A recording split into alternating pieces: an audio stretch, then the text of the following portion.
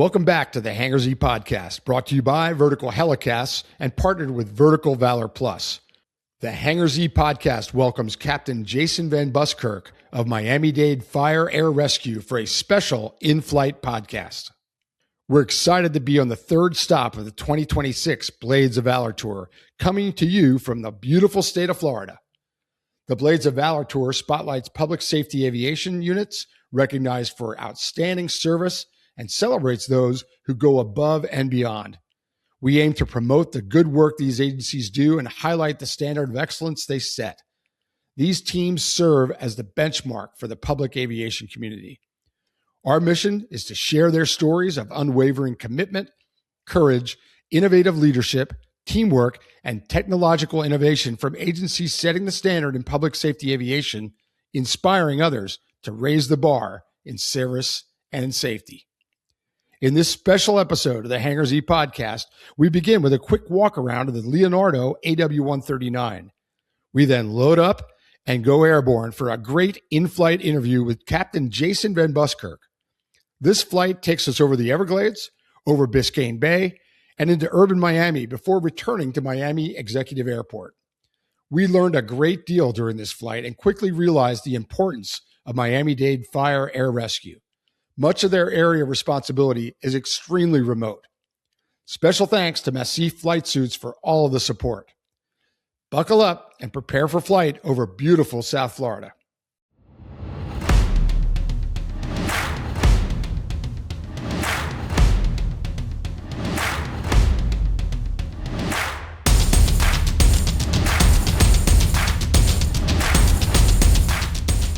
Jack Shanley here with Vertical Valor Plus. We're at Miami-Dade Fire Air Rescue with Captain Jason Vanbuskirk. Jason, you're going to walk us around this beautiful AW139. Tell us why this aircraft is a good fit for your department. Jack, we asked this aircraft to do a lot of different things. Firefighting, search and rescue, scene medevac, reconnaissance calls. We ask it to do so many different things, and this platform is capable of all those different things.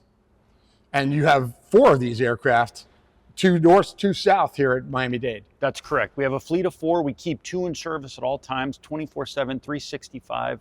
They're alert aircraft, and we divide that into a northern base and a southern base here within Miami-Dade County. And it's a beautiful paint scheme.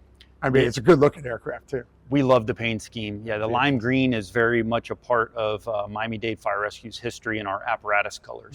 Right. Apparatus, and even the Marine unit is the same colors. Same green color they saw on the boats yesterday. Very distinctive, really good looking. Let's take a walk around and see what some of the mission equipment here. What sensor are you running here on this AW139? In the front, we have the FLIR 380 HDC camera system. And we primarily use that for search and rescue, locating persons in distress, lost hikers, missing kayakers in that area that we went and saw yesterday out there in the Everglades. So a little bit different from a law enforcement unit. We're not necessarily using this for an overwatch, but more to locate victims or survivors. Good. Let's keep walking around here. And one of the most important pieces of equipment on this aircraft for the missions that you have to be prepared for is the hoist. Tell us about this hoist. Yeah, that's right, Jack. This is our onboard systems rescue hoist, and this is a big piece of our operation here. And that's what makes us unique here, that we're able to access these areas that other people can't get to and place rescuers there and recover survivors or victims using our rescue hoist. Yeah, you have a lot of areas of operation where that's probably the only option for many of the cases you respond to. That's right. Wow. Excellent. Let's take a look at the interior. Yep. Because this rear cabin has great potential for a wide variety of options. Talk about how everything is so easily moved to configure it for different missions. That's right, Jack. The AW139 cabin is large, so there is a lot of room in here. And our particular aircraft is finished out by Aerolite Medical Interiors here. So we have the brown line tracking on the floor that allows us to slide or move or reposition seats. We can move the litter. We can articulate it out if we need to.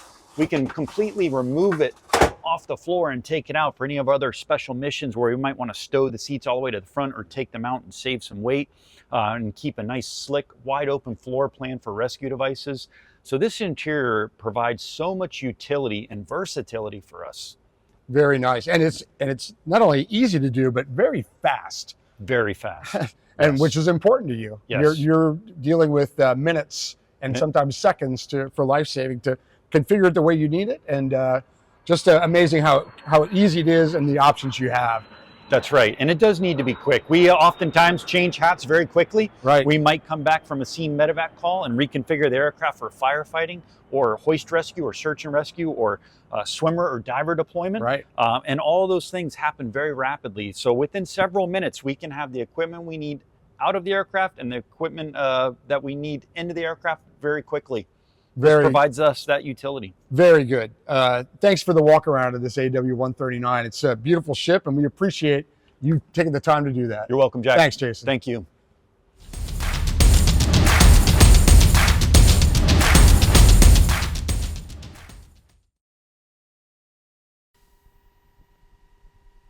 Welcome to the Hangar Z Podcast, brought to you by Vertical HeliCASTS and Valor Plus. We're going to be going up in this Leonardo AW139 with Miami-Dade Fire Air Rescue. So 2487 and fuel 0.9 on the pressure is 24.7 in volts, Bob. Okay. Ready on one? Starter drop out. 33 seconds on the start. All right. Generator one.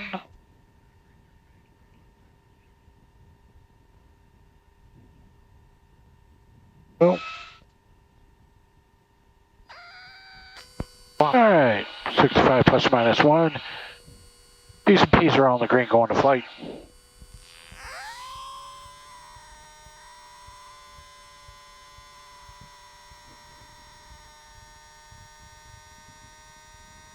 Oh, yo.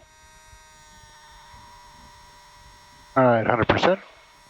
All right, 2478 on fuel, 1.1 on the pressure's got 83 on the generator, 28 volts. Start ignition idle. Lower pressure on the rise. Light up in 10 seconds. Engine no pressure in the green. It's 30. Good start. 29 seconds on the start. Generator number 2 recycle. Okay, so I don't. These are on the green going to flight. I got 2 in flight. All right, T's and P's are in the green. Generators 1 and 2 are both online. Bus dice going to auto. EMS power's coming on. ECS is on. Chocks removed. Welcome back to the Hangar Z Podcast. We're in a Leonardo AW139 with Miami-Dade Fire Air Rescue. I'm joined today in flight with the captain here, Captain Jason Vanbuskirk. Jason, welcome to the podcast. Thank you, Jack. I mean, we're going to do a long podcast with you, more in depth, but this is pretty cool that we're going to get to do this today in the air, flying around your area of operation here in South Florida. We just took off from Miami Executive Airport, where your hangar is. We're heading west toward the Everglades. We're in very capable hands up front. We've got Chief Pilot Bob Wallace, and we've got co-pilot Alberto Camacho, who's also going to be in the podcast with us tomorrow. So we're in really good hands here. John Gray's behind the camera today. Hi, John. Yeah. Acting producer, taking Rob's job today. Yeah, Rob, you're out of a job. And, of course, our favorite photographer, Mr. Brent Bundy, is sitting here with us as well. You can't see him. We're doing a single camera today. But we're excited to get to fly with you a little bit and learn a lot about the operation. So just give us an overview real quick. The AW139, why is this a good platform for Miami-Dade Fire Air Rescue? Well, Jack, this helicopter is really like the Swiss Army knife of helicopters.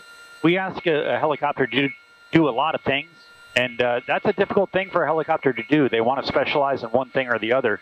But we ask this machine to cover a broad mission set. Everything from firefighting, search and rescue, scene medevac, aerial reconnaissance, personnel movement, disaster support, law enforcement support. So we asked this one machine to cover all these different bases. So this is a very capable platform to do that from. Yeah, it really is. It's very, very roomy back here. But I imagine it gets kind of crowded at times, depending on your mission and rescue with the medical equipment and a litter, that sort of thing. Yeah, I guess everything's relative. Sometimes I do feel that way, and then I'll get into some other operators' rear cabins, and I realize how much working room we really do have here with the 139, how fortunate we are. Oh, yeah. And this interior is very adjustable, so the seats that we're on now can come out. Everything's on brown line track, and we can have a litter that's center line here and another second one on the right side of the aircraft. So we have a lot of versatility with this floor and with this layout, which is how we're able to cover such a broad mission set. Yeah, I mean, we saw it this morning when we were getting set up for the air-to-air flight. You were moving litters and putting chairs, seats in and moving them, and it seemed effortless. I mean, you obviously know what you're doing because you've done it so many times, but it was really easy to configure it the way we needed it for that particular mission. Yeah. And if you switch missions, I imagine, which you do, that you can turn it back into something else very quickly. Yeah, that's right. We can very quickly transition from one mission set, whether we're setting up the cabin to go fight fire and we're removing as much interior objects as possible, or whether we are setting up for a SAR and we want to configure all the seats to one side and maybe remove the litter. Whatever the mission is, it's pretty quick to reconfigure. Wow, it was really impressive to watch.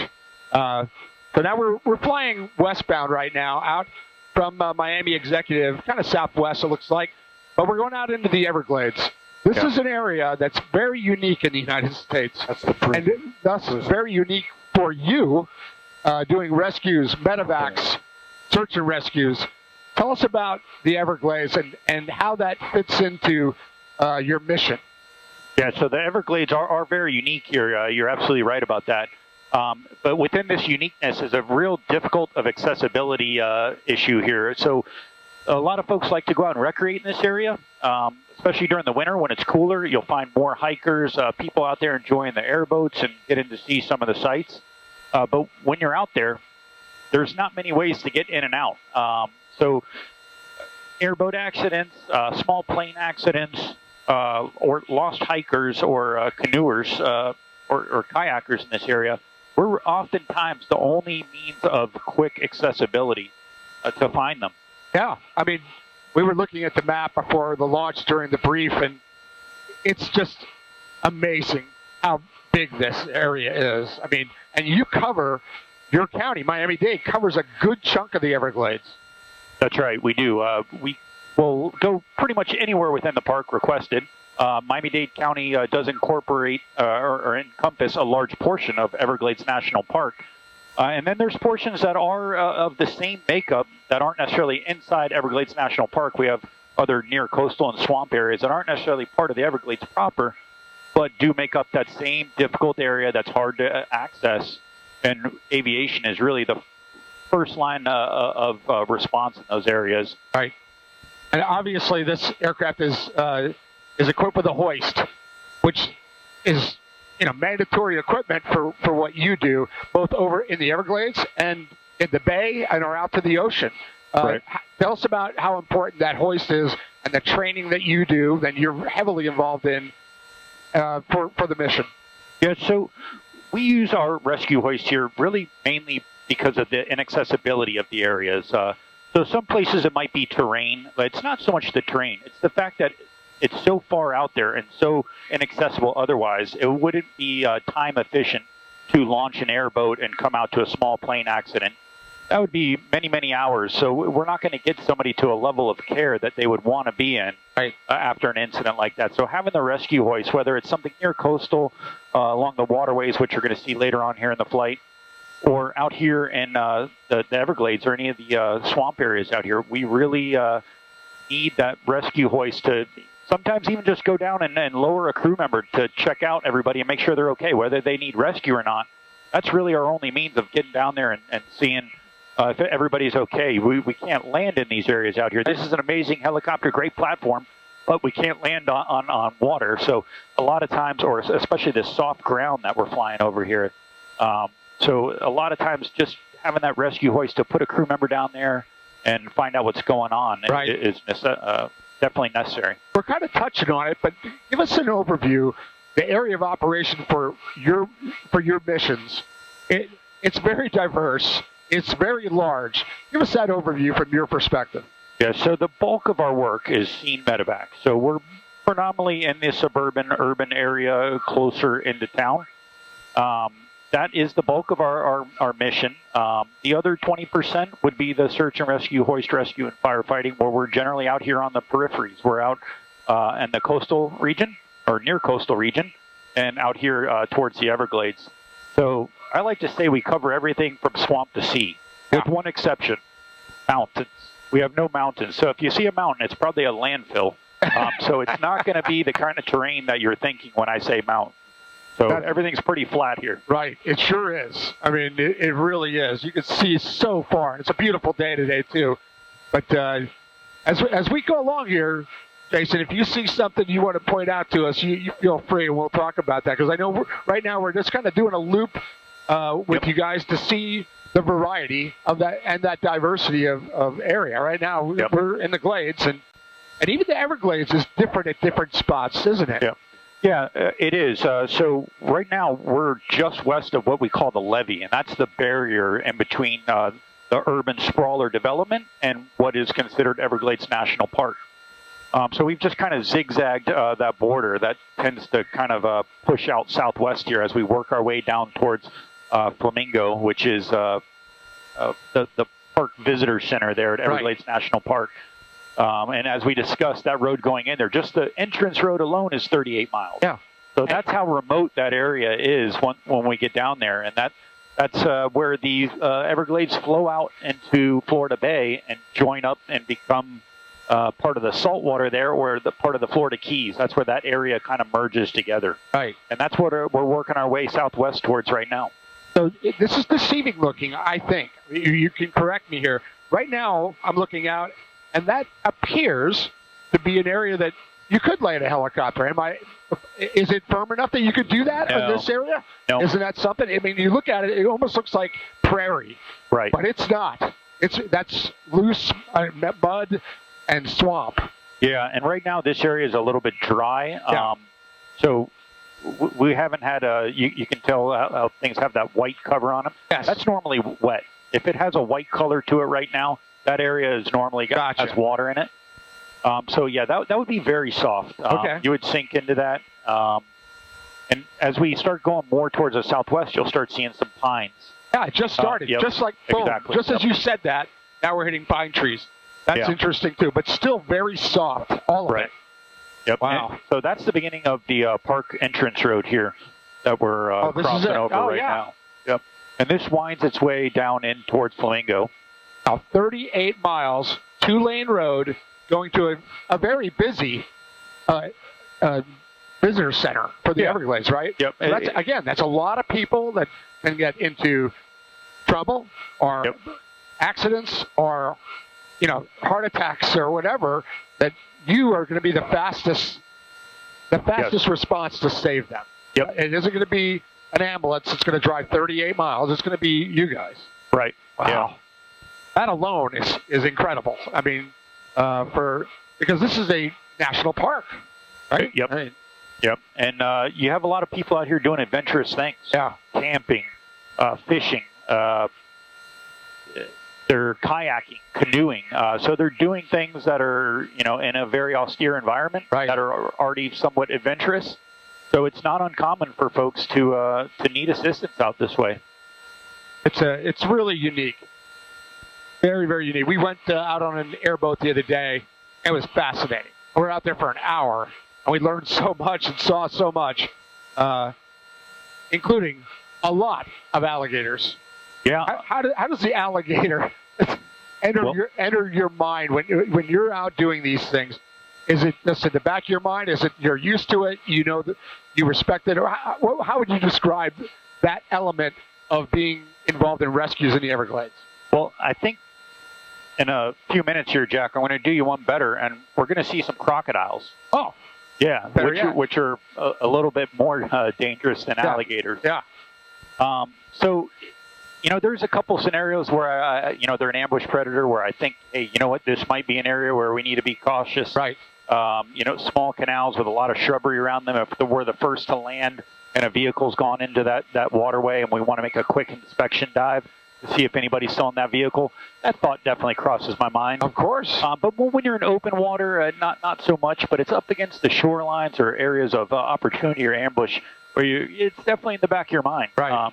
You know, if you have an immediate rescue or a clear-cut job to do, it doesn't really factor in as much in your mind. Maybe the adrenaline's kind of pushing it out. Sure. But if it's just a secondary search or maybe just a wide search of a somewhat inhospitable area, it definitely stands up in front of your mind more than other times. It's fascinating to me because the job is risky enough, you know, to do air rescue types of things, but now you add an element of predator, like a gator, and that's interesting that you have to consider that. You know, like the guys in Montana, we've had 2-bear air on.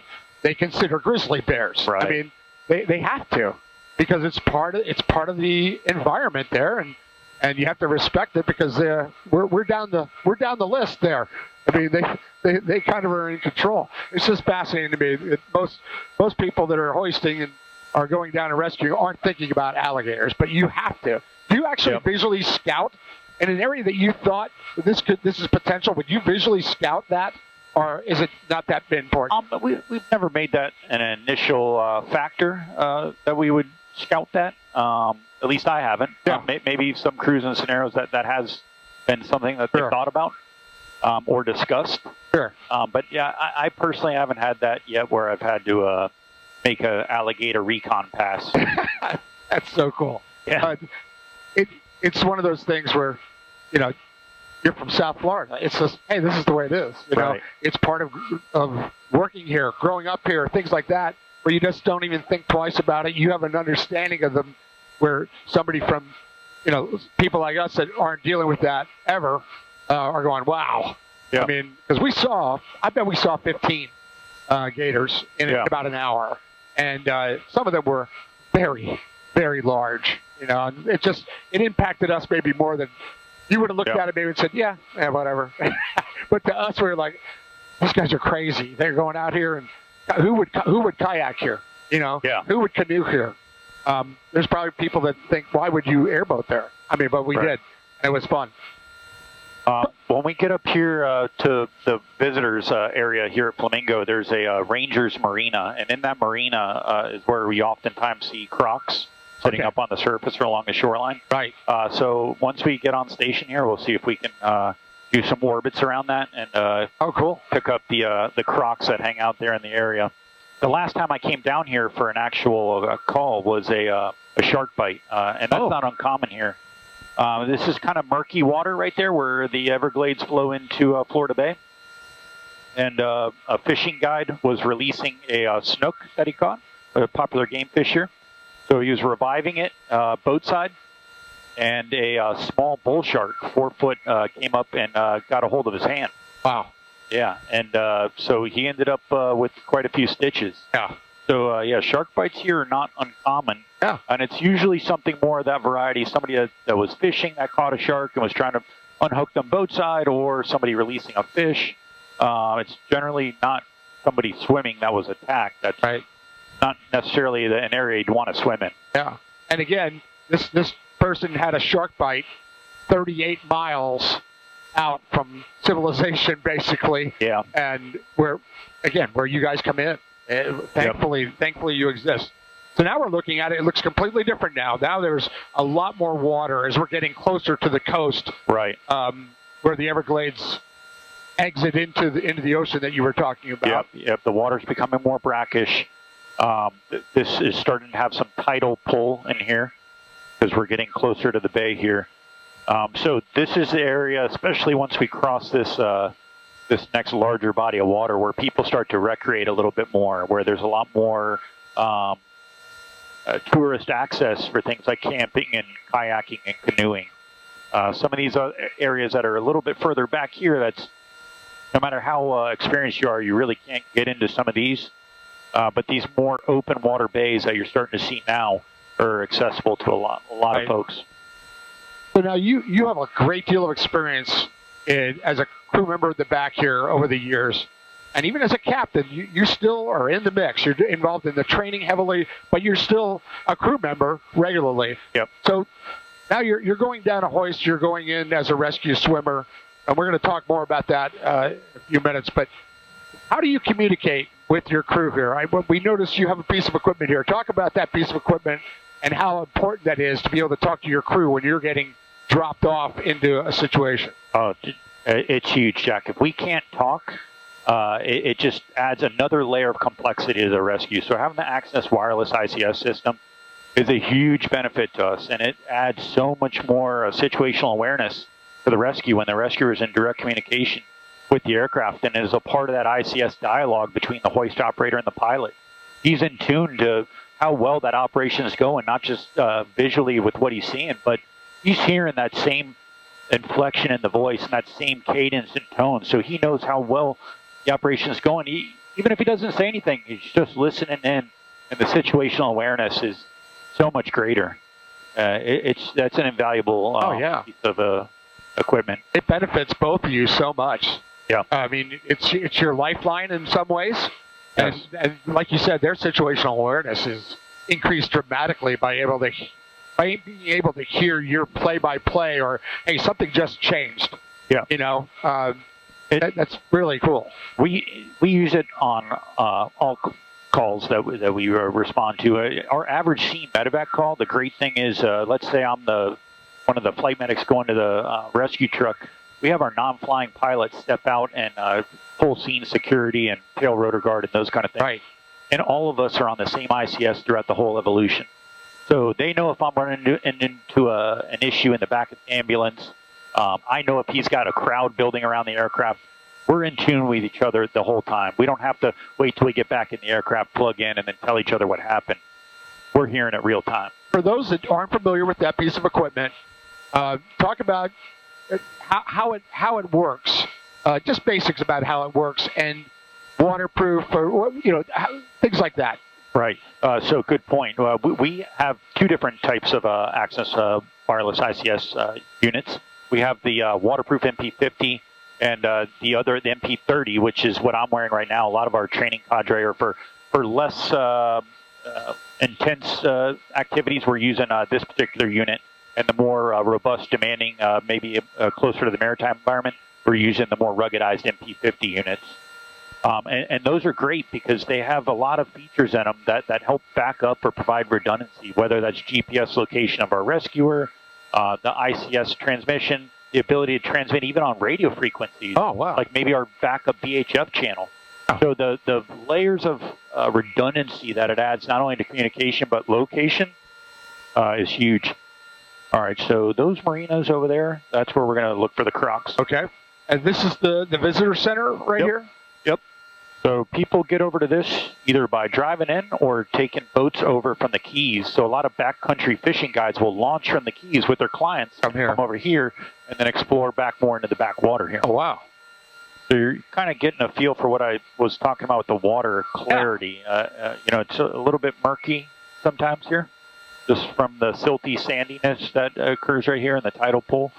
It always kind of has that silted up effect on the water right here. So when you're releasing fish, if shark are in that area, it's easy to see how they come up and grab hold of your hand. And this is the stretch of area where the Everglades are meeting the ocean, right? Where the water is coming into the ocean. Yep. Because the Everglades, it was described by our guide the other day, is a river. It's That's just an unusual river. It's not what we're used to saying, oh, a river is not this, but the water moves through the Everglades, and this is where it comes to the ocean. That's right. Yeah, it has a southerly flow from Lake Okeechobee down throughout the state. That's been impeded over the years from agricultural road development. A lot of things have changed that. So now we're in almost total saltwater in this area over here. This has complete tidal pull with the ocean. Just a little bit further west of here is an area that they call 10,000 Islands. And it's essentially made up of 10,000 little mangrove islands. Wow. This might be a good opportunity to ask you something, Jason. You have many, many impactful stories. We heard of a few of them. We're going to talk about them on the podcast that we do tomorrow as well. But let's talk about one of them. You pick it that it really is one of those that you remember for whatever reason, that you're going to remember the rest of your life. Yeah, so there's one that kind of sticks to me. It happened at a park that I grew up surfing in. A young boy and his sister were crossing the road with their bicycles, and he was hit by a car that didn't stop. It was a hit and run. And it was in an area that I was in all the time as a kid, and the age difference between him and his sister just reminded me a lot of my age difference with my sister. And his mom showed up to the scene, and I dealt with her a little bit, and a little sister, and we ended up getting him over to the hospital. And sadly, he didn't make it, but everything in that.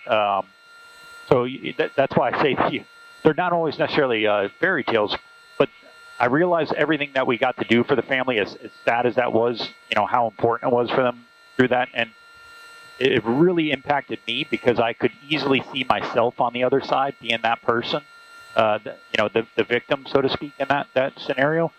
So the depth of empathy that call put on me is something that I've always remembered. And, that's something that I try to remember in all calls or any incident that we have, because it might seem very routine, very benign to me, but to the crew that were there supporting, to the victims, to the patient, to the lost hiker that you reunite with somebody, or the person that you find out in the middle of nowhere in the water, those are some of the worst moments of their life that are going to have an impact, that are going to stick with them. So, I try to think of that feeling and spread that out wide.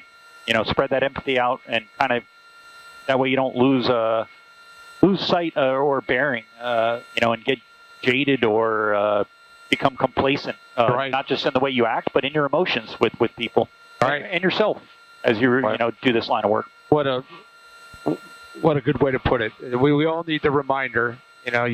We all get kind of not callous to it, but we set up barriers to kind of block it sometimes when you're dealing with tragedies one after another, which is what you've done for many years. You're going, like you said, their worst moment, you're showing up to. But the empathy that you felt, that was probably a really good reminder. Yeah. I think like all of us, there's a lot of them that stick with you, some for good, some for bad reasons, or sure. They don't necessarily have a happy ending, but they're all important because you can kind of choose and steer how you want them to impact you. That one left a mark on me, and I said, you know what, I'm gonna spread that out and have that. I'm going to take the negative part of that and have it impact me in a positive way. Right.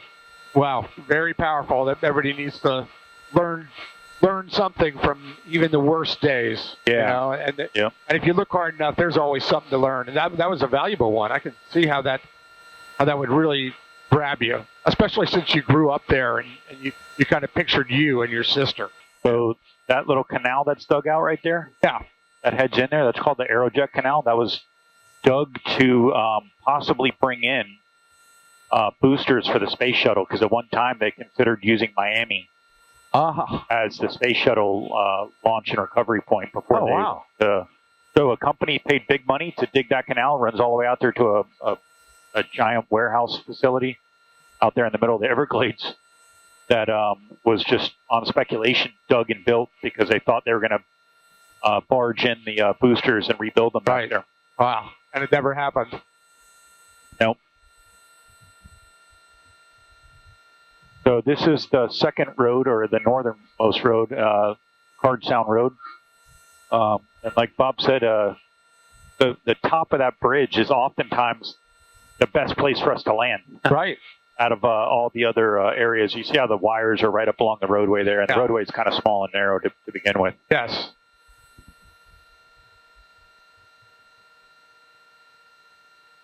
There's one little bar there. That's called Downtown Card Sound, because there's nothing really around in any other direction for about 20 miles. And that's Alabama Jack's. So that's a last stop bar that's right down inside this other canal right here. Oh, I see what you mean. That's a perfect landing spot. Yeah. Just the wires are a non-factor in that bridge, but the second you get off of it, right, you would be hard-pressed to get in there. Yeah, see how tight that roadway is, like going in? Yep. Yeah. Oh, I see exactly what you mean. Those are the cooling canals for the nuclear power plant. So because it's such shallow water, the water is used to cool the reactors. They have to discharge them into these canals, and it zigzags its way through so that it's coming out at an ambient temperature into the bay and not impacting environment. Yeah. Right. Oh, Exactly. interesting. So they have a private strip here. This is a pretty affluent area of oceanfront I think homes. about 100 feet or so. Okay. Here's Big fishing marina. A lot of well-to-do folks have homes, vacation homes here that they fly in. I'm going to bring the park and brake off, okay? Okay, I'm monitoring the brakes. Okay, there we go. And this is Ocean Reef. Ocean Reef Club. Ocean Reef, yep. Nice golf course. Plenty of golf carts. Yeah, actually, that's a common call for us down here, golf cart accident. Yeah. Yeah. 3 green, park and brake off. Probably come down to 50 feet up. Okay.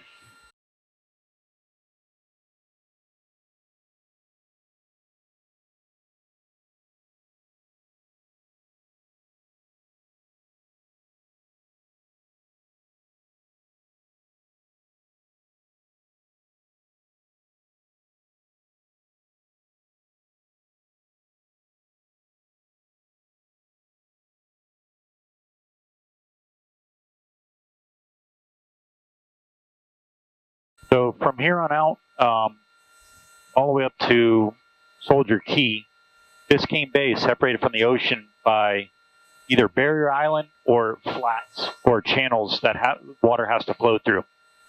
So this is the separation between the ocean and Biscayne Bay. Gotcha. So all these little cuts along here, Okay. for what boats had, there's 3 main ones: Angelfish Creek, Broad Creek, and then Caesars Creek. You got to go through one of those 3, ABC, to get out to the ocean if you're coming from the bay side. Those man-made? Nope, this is all natural. The cuts are? The cuts are natural?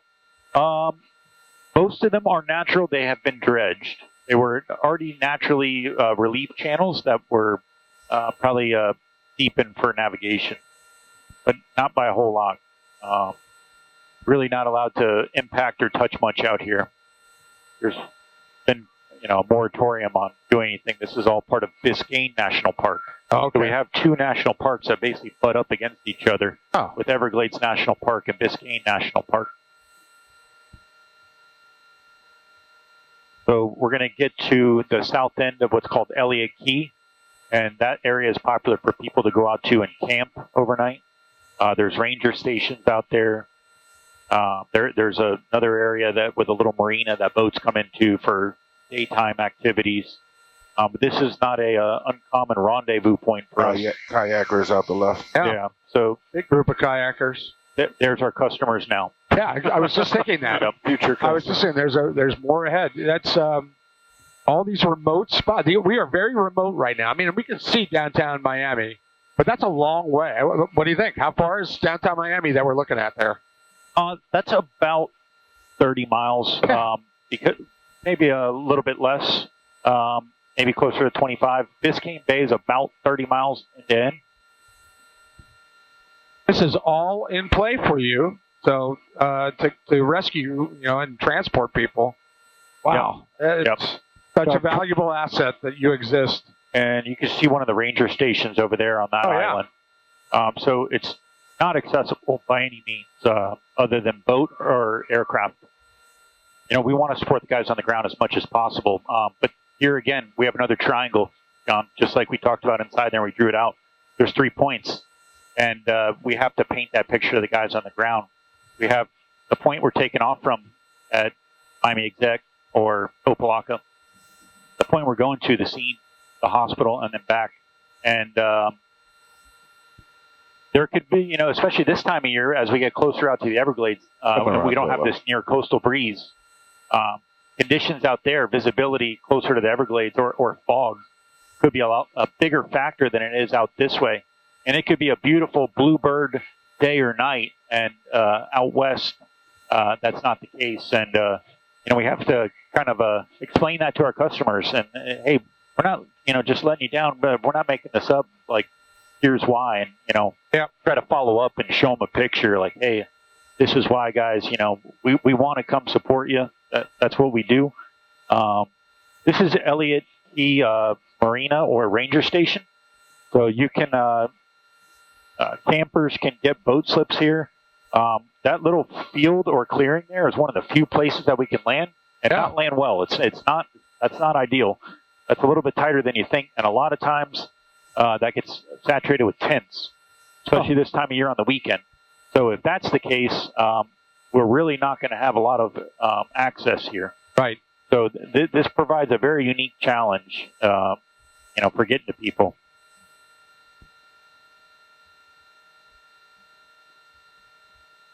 As we go further north here, we'll come to the next spot. It's called Boca Chica Marina, and there's a small lighthouse there. And that one has a little bit more clearing. Again, campers are common there, and a lot of times these falls or injuries can happen at night. And we really got to make sure that the area is safe and clear to land, and that we're not going to impact any campers. It's a large, medium helicopter, so our rotor wash can be significant. Oh, yeah. So this is a common area for us to respond to right here, Sands Cut.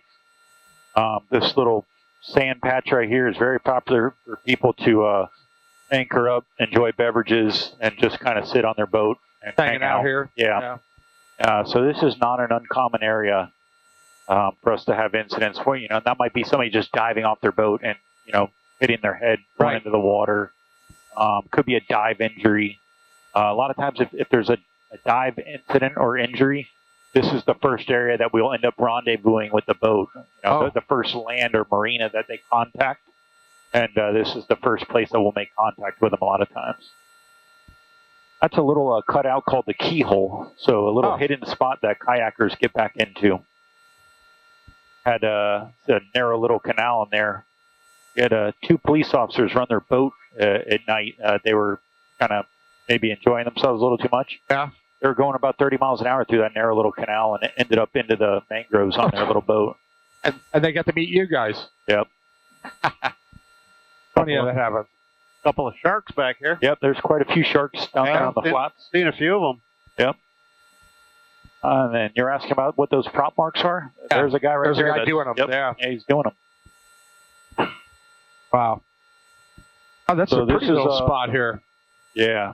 This is Boca Chica Lighthouse.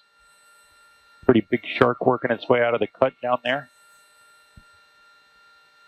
Kind of hard to pick out at first, but eventually you'll learn to spot them against the bottom there.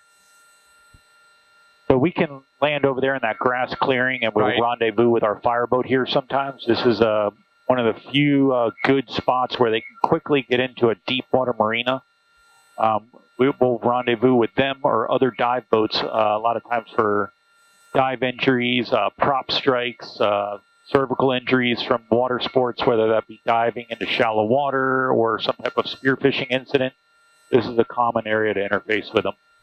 One thing I wanted to ask you about, this was interesting to me. Everyone that works in the back of this helicopter, every single crew member that works in the back has multi skills that are required. Go down that list of skills for these people that work in the back, like yourself, and staying current on all that. Right. So like you just said, Jack, everybody, all rear air crew can do any function in the back. So whether that's hoist operator, flight medic, rescue swimmer, rescue diver, crew chief, rescue specialist on the hoist, firefighting crewmen. So if we're fighting fire and we're helping spot drops from the back here, we're trained in all those positions in our initial schoolhouse. So everybody gets that broad skill set right off the get-go in their initial schoolhouse. And you might spend a little bit more time in one position than the other as your career progresses. But you're able to cross-check each other or replace each other in every discipline. So it provides a lot of redundancy, and it allows us to put people into any position and back each other up a little bit more. And that includes being paramedics, correct? Yep. So everybody's a paramedic, everybody's a diver, everybody's a rescue swimmer, a hoist operator. Yes. They can do it all. And That's really impressive. There's a few operations with people that we've spoken to over the years where they have levels like that. LA County Rescue 5 comes to mind, where they are SWAT team members and divers, and and it always impresses us because that's not easy. Just doing any one of those things is challenging, but to have to do all of them is very impressive. Takes a lot of work, doesn't it? It does take a lot, and as they get out of the initial schoolhouse and they progress in their career, we do try to focus in certain drills or exercises more on their primary role, because it's a lot to keep that many folks current in so many different 102 disciplines. 102. So we find ourselves now, especially in today's environment, spending a little bit more time getting them honed in on their primary skill set. Tell us about, we were here earlier, tell us about this lighthouse right here. Yeah, so we're coming up to Fowey Rocks Lighthouse. This is, again, another common location for a call of service out here. Popular area for snorkeling, diving, and especially spearfishing. So this is an area where several times we've had incidents where spearfishermen have become separated from their boat, whether they drifted away from it or their boat drifted away from them at anchor. This is a very common area. It looks very shallow where we're at right now, but 200 yards to the east, and where you see that darker edge there, that boat fishing, it drops off several hundred feet. So this is a popular area for that reason, because you have the deep water and current brushing up against the reef. So the spearfishermen really like that area. Right. But you're out here in the open ocean. You're subject to the current, ocean, wind, and waves. And when people get into trouble, we're their closest near coastal rescue asset, and we're pretty quick to respond. So it's not uncommon for us to be the first on scene out here, looking for those lost divers or lost spearfishermen or boaters in trouble in this area. Coming up on another lighthouse here. Cape Florida. Yep. This is Cape Florida, Bill Baggs State Park. And again, this area here is still a little bit inaccessible. You're out at the end of Key Biscayne Island, which is a small barrier island that is connected by a large fixed bridge from the downtown Miami area. Yeah, that's right. But it's still a little bit remote when you get out this way. Sure is. It's not a quick hop over to the downtown area by car. And just south of us here, Alberto pointed this out this morning. This is what's it called again? The home Stiltsville, which was very interesting. There's probably 7, 8, 9 of them where there's structures on stilts in the middle of the water here. Want to swim by there again? Or you guys are good? No, that's okay. This lighthouse is great. That's really pretty right there. Yeah, when I was pretty new on the department, I think it was my first year, there was a structure there that was a large cheeky hut where this restaurant is that caught on fire. And there's no fire hydrants in here. 200 feet. So we had to lay hose from the park entrance 1 mile all the way back here. A mile? Yeah, and we overhauled, that was a heavy timber structure. We overhauled it for about 3 days. 2 really big sharks right in that little hole over there. They're just sitting there. There's some more rays. Big old manta ray there. Oh, there's some big rays. Big sharks there. You look in the sandy holes every now and then, you'll see, I saw 2 good-sized bull sharks back there. We're going swimming later, Brent? Oh, there's a good-sized ray over here. That's cool. Once we get up past Government Cut along Miami Beach and you don't have the grass, you're going to see the sharks contrasting the white sand a lot more. Yeah. And you'll be surprised how close they are to swimmers. Yep, there's one right there. Yeah, that was a pretty sizable one. Yeah, he looks small from here, but that guy's definitely a lot of rays. Every bit of 6 lot of rays. Lots of rays. Look at that. A lot of times we see get to see the manatees from up here a lot. Yeah, I haven't seen none today.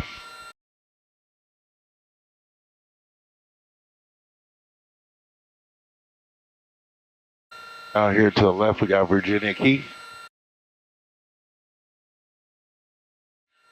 Here's another unique area for us. This Fisher Island is a very well-to-do little island that is only accessible by ferry.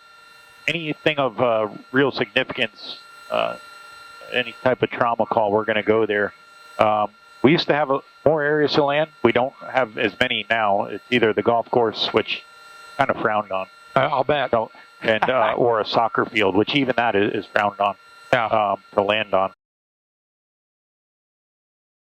You'll see the ferries that are going back and forth between the Miami Beach, the causeway over there, and the island itself. Not that long ago, we had 2 ladies that were on that ferry, and I think they accidentally hit the gas and went overboard. Oh, boy. And yes, we had a dive incident here in the middle of the cut with extreme depth and current in the middle of the night. And it was a very, very difficult dive, and they didn't find the ladies, unfortunately, until it was too late.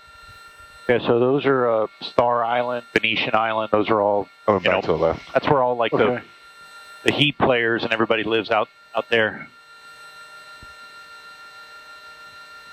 Rumor is that Al has a house out there too. Yeah.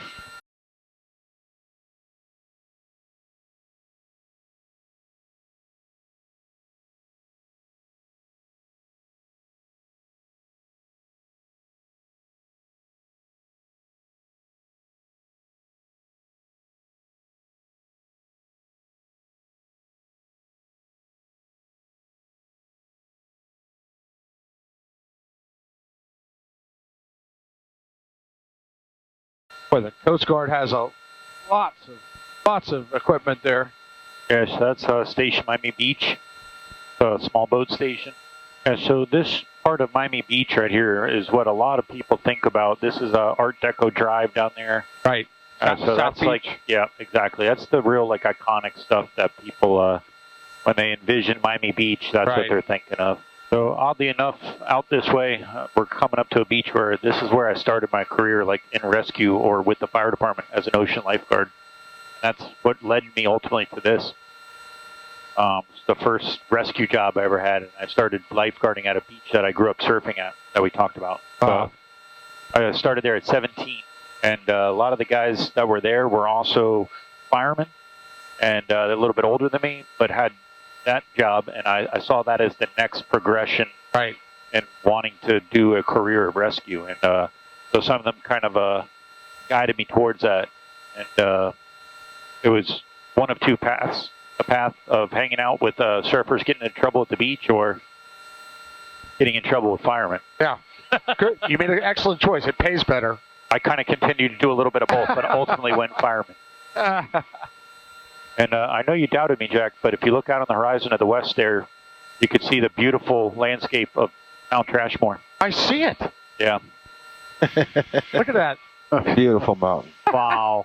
Very few men have summited that. This is famous Hollover Inlet.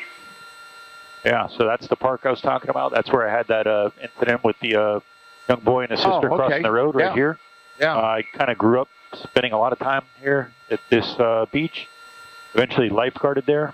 One of my favorite towers to sit right there at the jetty, because you would get all the boat accidents that occur in the jetty. This is a very difficult jetty to navigate. It can be very rough, and we would get a lot of overturned boats here in this inlet. Wow. So you get some real rescues of consequence right there. That really kind of drew me in right away. So all those lifeguards down here on this portion of the beach are up underneath us in the fire department. So they're part of the Miami-Dade Fire Rescue. So in a way, I still kind of connect with my original job here. We occasionally still get to work with them on some calls, some of these near coastal rescues. They'll meet up with us out there on their PWCs and help us effect rescues. Cross through Opelika? Yeah. Okay. So we're heading west now. We're inbound towards the north base, so Opelika Airport. This would be their approach path in, where you generally cross the shoreline to come into Opelika. So this will give you a feel for what the northern part of the county is like. Up here, the calls are a little bit shorter. The legs of that triangle get a little bit more condensed. We're flying more over density and traffic than we are distance. Right. So your calls up here in this area tend to be a little bit quicker, faster paced, and more in the city environment. Right. And then the type of calls varies as well, because of the urban. Yeah. Yep. It's kind of an even mix, though, between the north and the south end, whether it's a car accident or a shooting, almost about the same. Yeah. And you guys cover each other as you go through the day. Exactly. Yep. If one ships out, the next one's going. It's going to add on a few minutes to get down there. Sure. And it's definitely better if a south end call is going out that the south end helicopter goes to it. And the same up north, but we're able to back each other up. And one of those hurdles, like we discussed, is just getting around Miami International. Right. There's a 412 outbound there right now, and we'll probably see some here at Coast Guard Air Station Miami. The Canadians send down a squadron, 242 Transport Squadron, comes down every winter to do some of their rescue swimmer training in this warmer weather. They're the happiest Canadians that there are, right there. Yeah. They get to escape and come down here in February. Yeah, I have not ever seen them unhappy. I'll bet. Yeah. So that's Air Station Miami that we just flew over. They have CASA fixed wing there and H-65s, 5 of them. And right across that, you might have saw it out your window, John, is our north end hangar and station. It sits midfield there. I can see the tower due south of Miami International, correct? That's correct. Yep. Okay. Yep. And so that's a big dividing thing for us here. You know, like Bob said, we can go over the top, but that's not always available. Right. And sometimes they want you to do it at an unrealistic altitude. So it does kind of alter the path that we're going to take to or from calls or to or from the south end of the county. A lot of times we'll venture out here the way we're going now towards the turnpike and just they'll try to avoid the Class B altogether. Do you get different priority with the tower if you have patient on board? Yeah, or en route to one, we'll use a medevac call sign. So, okay. Yeah. So it's a call sign change, and they recognize that, and you get a little bit different treatment. Well, guys, I don't know that it's always different. I think they would prioritize us, but they're not going to reroute, airline traffic for us. Yeah. This lake right here that we're coming over is right off the dump, right in the dead center of it. And they were building those homes at the time, and a construction worker up on top of those homes there on the south side spotted what he thought was a coconut in the water, and it was actually a girl, and she saw her hands flailing, and he's the one that called 911. And turns out she was 16, had just broke up with her boyfriend, and thought that her life was over, and took a bunch of drugs or pills and swam out, removed her clothes and swam out in the middle and was ready to end it all. Wow. And someone saved her with a very long swim. That's right. Yeah. Right. Isn't that right? That's what. And we might be talking to him. I mean, how long a swim was it? It's the longest one on record, but I mean. It's in the top 10. Yeah, for sure. Oh. No, it really is number one off the turnpike now, right? So this is our main north-south transiting corridor. And from here, it really just goes west of here is a little bit of quarry, and then it's Everglades from there on out. Well, this has been a great flight with you, Jason. We can't thank you enough. Very interesting. Learned a lot. Got to see a good chunk of your area of operation and the diversity of that, from urban to Everglades to ocean to islands. It's all, you got a little bit of everything, and you're ready for just about anything, which is really impressive. And this has been really fun, but very educational for us, and hopefully for the people watching and listening. So very, very unique that we got to do an airborne podcast. It was fun, and worked through some technical stuff, and this is great. This is great. We're thrilled. So I just got to thank the guys up front, Bob and Alberto. Thank you so much. They were Bob, can you slow back? We were in good hands with you guys, and Jason. thank you for everything, the hospitality while we've been here, and this flight, and sharing with us your expertise and your experience. It's very much appreciated from the Hangar Z. Well, thank you guys very much, Jack. Thanks for coming out and showing everybody what we do.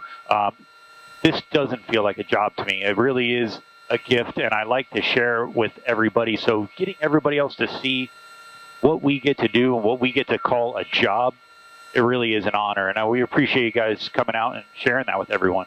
Oh, happy to do it. Happy to do it. There's going to be a lot. There's going to be podcasts, print articles. One of them's already out. Brent's article about the fly-in from Friday is already out. Photos, videos. We got a lot of great content here, and it wouldn't have happened without you helping us. And we've been in contact with you for a while, and we really appreciate all the help. So, Jason, thank you very, very much. Thank you, This Jack. was great. Yeah, thank you. Thanks for everybody watching. This is very unique here in this Leonardo AW139 with Miami-Dade Fire Air Rescue. So for now, catch you the next time on the Hangar Z Podcast. We hope you enjoyed this incredible flight over South Florida with Miami-Dade Fire Air Rescue. We cannot thank them enough for their amazing hospitality and the opportunity to get a behind-the-scenes look at the incredible life-saving work that they do each and every day. Stay safe, and we'll catch you the next time on the Hangar Z Podcast.